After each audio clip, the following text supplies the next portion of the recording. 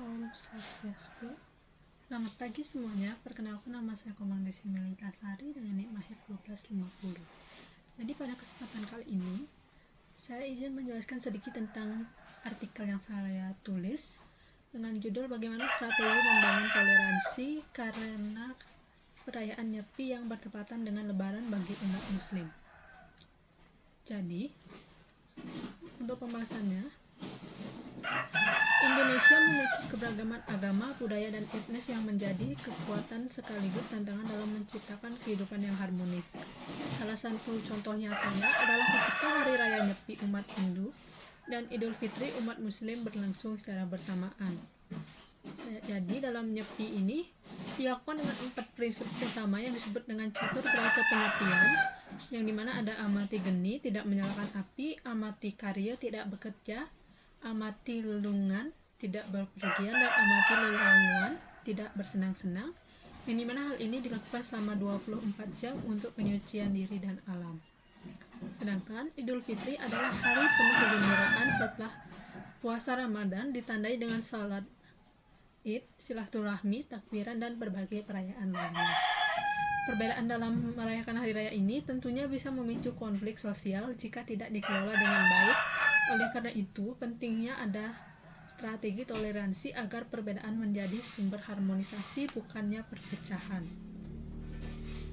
Jadi, permasalahan sosial dalam perayaan bersama ketika Nyepi dan Lebaran berlangsung berdekatan atau bahkan bertepatan, ada beberapa tantangan yang muncul secara nyata di tengah masyarakat. Antara lain yang pertama, perbedaan suasana ibadah antara umat Hindu yang membutuhkan ketenangan total selama Nyepi, sedangkan di sisi lain perayaan Idul Fitri yang dimana biasanya diiringi dengan takbir keliling, aktivitas berpergian, dan silaturahmi dari rumah ke rumah.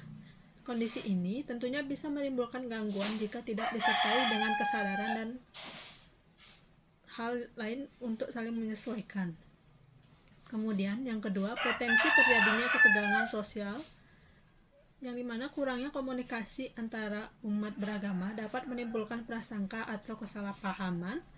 Masyarakat bisa saling curiga dan menilai satu sama lain tidak menghormati hari raya yang berbeda. Yang ketiga, minimnya regulasi teknis. Ada beberapa daerah yang mungkin belum memiliki aturan teknis atau panduan yang jelas saat dua hari besar keagamaan berlangsung berbarengan. Hal ini tentunya menyulitkan dalam pengambilan keputusan yang adil dan damai. Kemudian yang keempat, penyebaran isu toleransi di media sosial. Di era digital ini, isu kecil dapat dengan cepat menyebar dan diperbesar di media sosial. Jika tidak hati-hati, maka perbedaan kecil ini bisa dimanfaatkan untuk menyebarkan ujaran kebencian atau provokasi antara umat beragama. Kemudian ada beberapa strategi membangun toleransi untuk menjaga keharmonisan dan menghormati perbedaan. Berikut beberapa strategi konkret yang dapat diterapkan di tingkat individu, komunitas, hingga pemerintah. Yang pertama itu membangun dialog antar umat beragama secara terbuka dan rutin. Dialog antar umat beragama adalah kunci utama untuk saling memahami. Forum seperti PKUB atau Forum Kerukunan Umat Beragama perlu secara aktif memfasilitasi pertemuan antara tokoh agama Islam dan Hindu sebelum hari raya besar berlangsung. Yang kedua, ada edukasi publik mengenai makna hari raya masing-masing, yang dimana ini merupakan salah satu penyebab utama konflik sosial adalah kurangnya pemahaman. Dengan adanya edukasi publik yang menjelaskan makna dan tata cara perayaan Nyepi dan Idul Fitri, ini dapat menguranginya dan dapat dilakukan melalui hal berikut. Yang pertama, yang A, yaitu penyuluhan oleh tokoh masyarakat atau tokoh agama. Kemudian ada B, media sosial dan media lokal.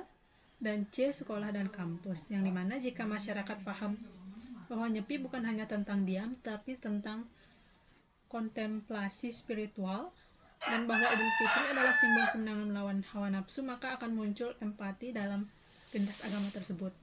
Jadi edukasi publik mengenai makna hari raya masing-masing ini sangat penting sebagai salah satu untuk mengurangi adanya konflik sosial.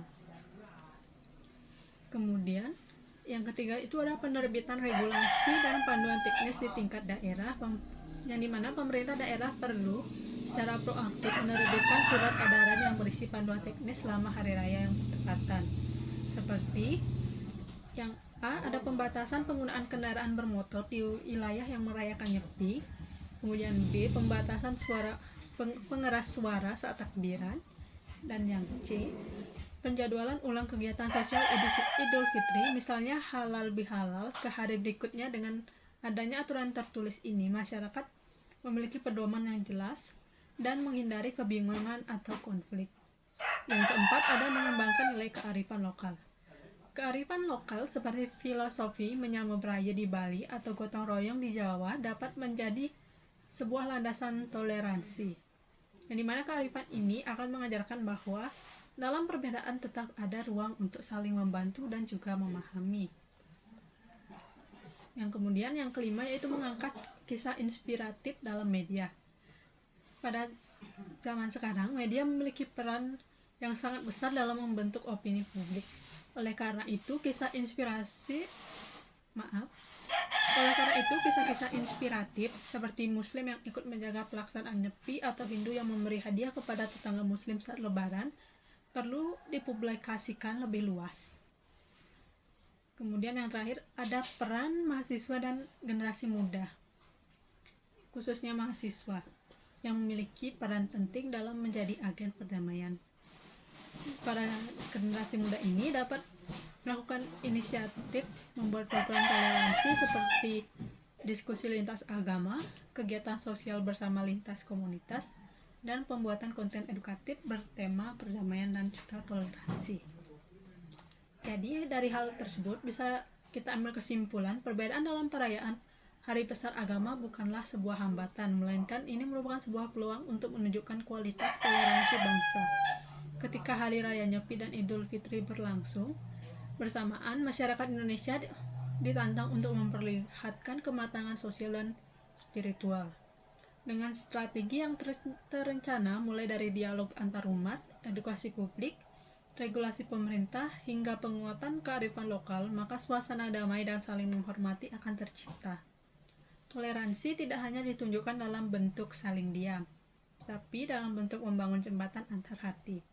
Sebagaimana negara Indonesia dengan semboyan Bhinneka Tunggal Ika, Indonesia tentunya memiliki tugas luhur untuk membuktikan bahwa harmoni dalam perbedaan bukanlah utopia, melainkan keniscayaan yang bisa terwujud melalui kerja sama dan kesadaran beragama. Baik, demikian yang bisa saya sampaikan. Apabila ada salah kata, saya mohon maaf. Saya tutup dengan Paramo Santi. Om Santi Santi Santi Om.